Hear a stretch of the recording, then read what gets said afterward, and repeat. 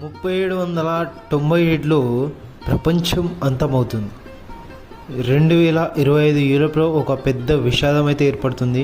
ఈ విషాదం కారణంగా ఖండంలో జనాభా గణనీయంగా తగ్గుతుంది. 2028 నూతన ఇంధన వనరులు అన్వేషించి ప్రయత్నంలో మనుషులైతే శుక్రగ్రహాన్ని చేర్చుకుంటారో, 2033లో ద్రవం మంచు కరగడం వల్ల సముద్ర మట్టం గణనీయంగా పెరుగుతుంది. 2076లో కమ్యూనిజం తిరిగి ప్రపంచానికి ఉద్భవిస్తుంది. 2130లో భూభాగం వెలుగులో నాగరికత సమానమైతే ఏర్పడుతుంది. 2170లో కుజగ్రహంపై ఒక యుద్ధం అయితే జరుగుతుంది.